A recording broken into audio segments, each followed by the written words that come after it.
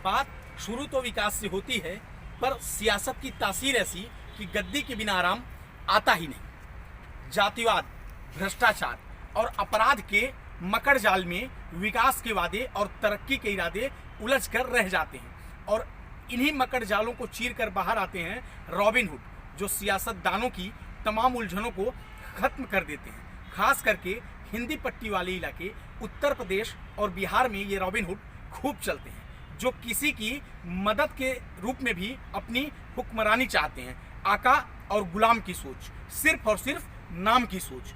आप आवाम से अकेले में मिले तो ये जानेंगे कि उन्हें ऐसे रॉबिन हुड की कोई ज़रूरत नहीं, लेकिन जो ज़रूरत नहीं है उसी से काम चलाना आज उनकी मजबूरी हो गई है। नमस्कार, सीवीएस मिश्रा नाम है हमारा और आप देख रहे हैं क्लीन बोल्ड न्यूज़।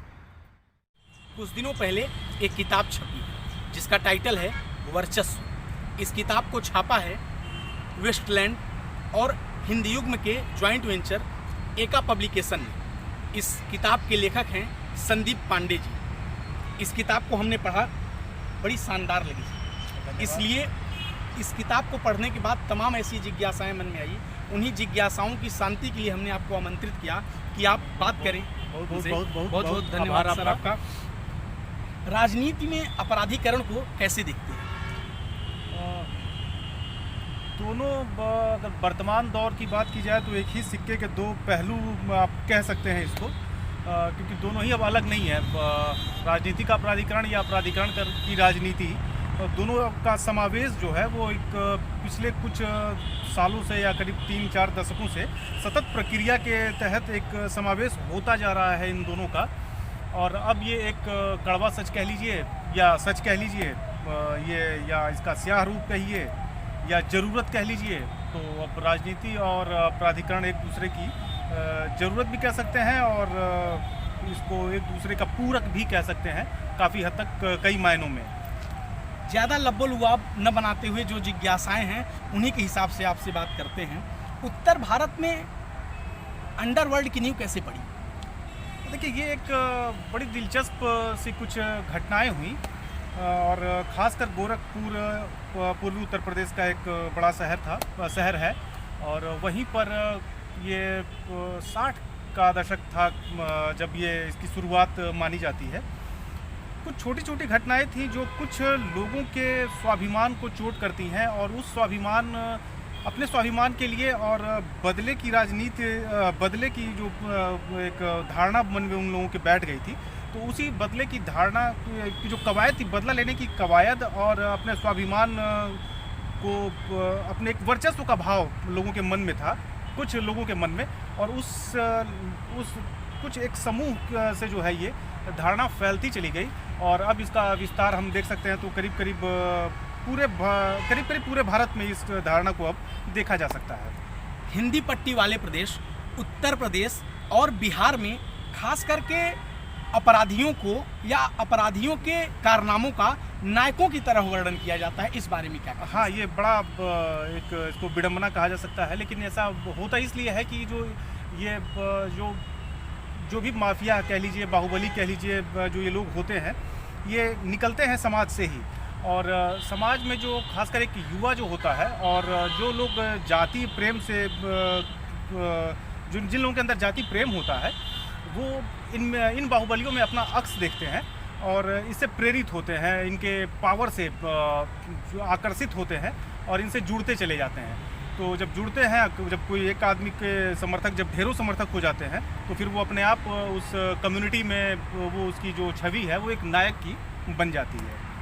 खास करके यूपी और बिहार में जातीय स्वाभिमान का बोलबाला बहुत ज़्यादा है। बिल्कुल। इस पर क्या है? हाँ, ये शुरू से रहा है।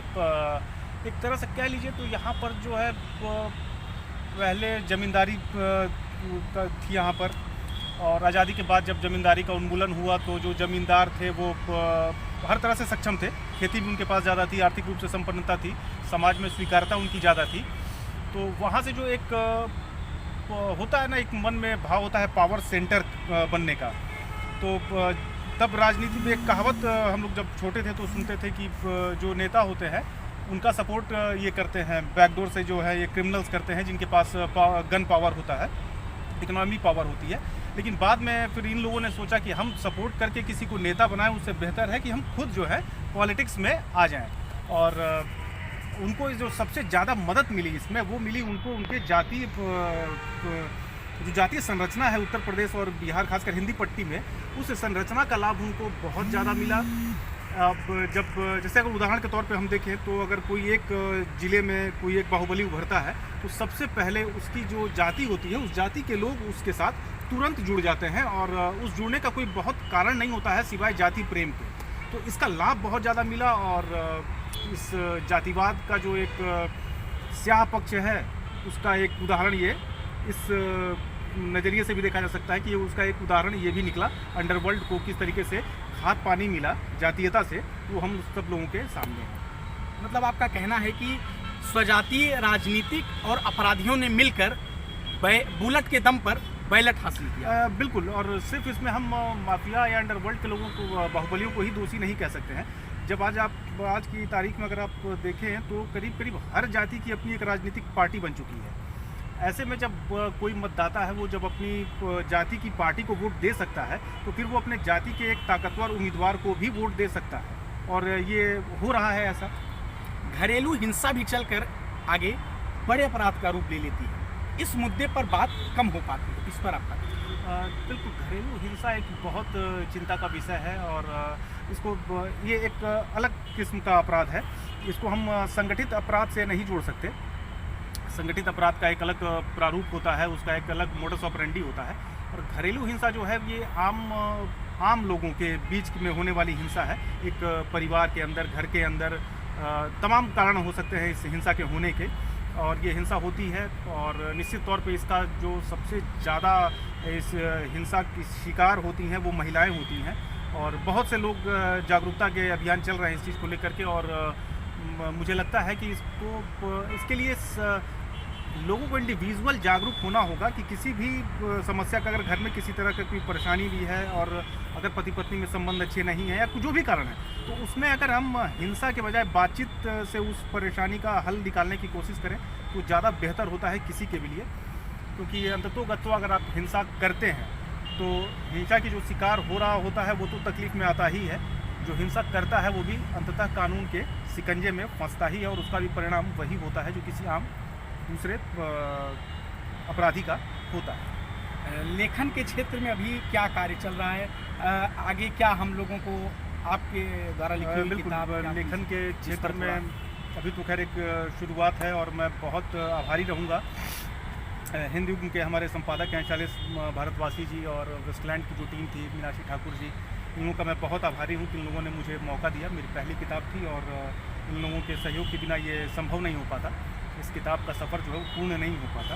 तो पहले तो ये किताब अभी अब बाज़ार में है, और अब इसके बाद मैं वेब सीरीज़ के लेखन में भी हाथ आजमा रहा हूँ, और एक फिक्सन स्टोरी है उस पर मैं काम कर रहा हूँ, और उम्मीद है कि बहुत जल्द वो भी बाज़ार में पाठकों के हाथ में होगी। एक जानकारी ये है कि किताब का मूल्य इस पे लिखा हुआ है 225 रुपये, लेकिन लेने पे ये 180 रुपये की। हाँ, अभी 180 रुपये की है, और दिन विशेष पर इस पर और भी छूट होता रहता है।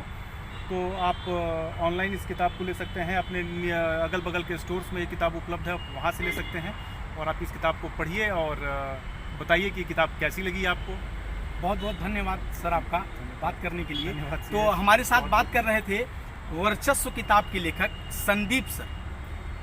आखिर वो अपराध की वो लपटें कहाँ से उठी जिसने पहले उत्तर प्रदेश के एक जिले, उसके बाद पूरे प्रदेश को अपने आगोश में लिया? वो कौन सा खेल था जिसमें नियम से ज़्यादा समीकरण मजबूत होने चाहिए?